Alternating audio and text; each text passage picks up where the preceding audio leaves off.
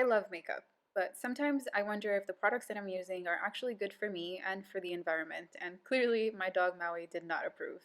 So I took a look at my makeup collection and I noticed that a lot of the products that I'm using are not actually very sustainable.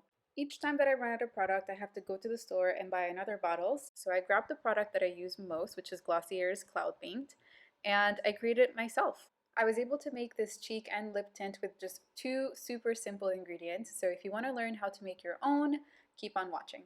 So the first thing that you're going to need is Cosmetic Grade Mica Powder. I got this one for about $5 at my local store, and this is what it looks like. It's super pigmented, so a little bit goes a long way.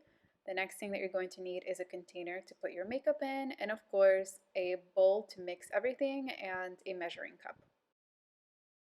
And last but not least, you're going to need some shea butter. Once all of your ingredients are ready, you can grab your shea butter and cut it into cubes. This is just going to help with the next step, which you will see in just a couple of seconds.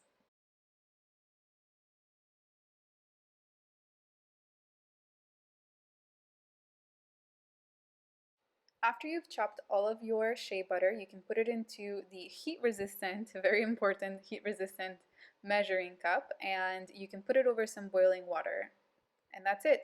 Once it's melted, you can pour it into the mixing container and just pour it a little bit at a time because you don't want to work in huge batches. You can add in the mica powder. So mica powder is super pigmented, and depending on how sheer you want your product to be, you can keep adding a little bit more. So start off with less, and then you can add in more depending on how much coverage you want. I love it when my products are super pigmented, so I went all out and I added about 1 teaspoon. Once you've added your mica powder, you're going to combine both of the ingredients by giving them a quick shake with a fork. And once you get the desired color, you can pour it into your container. I love these little containers because they're actually reusable. You can wash them and use them again, so you don't have to keep buying plastic bottles all the time. And this is what it looks like once I poured it in. I wanted to show you how pigmented this actually is. A little bit will go a super long way, and this will actually last you an entire year, so you can keep this product for 1 full year.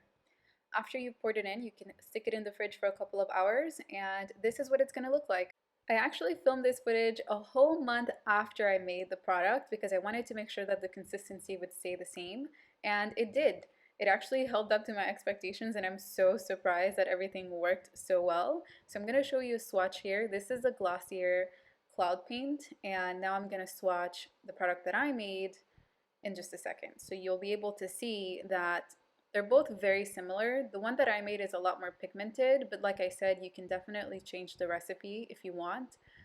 I am obsessed with this. I don't think I'll ever buy any more blush because this worked so well for me.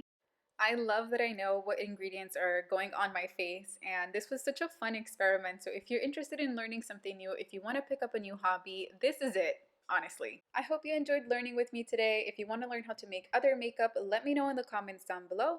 I will be uploading a video next week, so stay tuned for that. Until the next time, bye!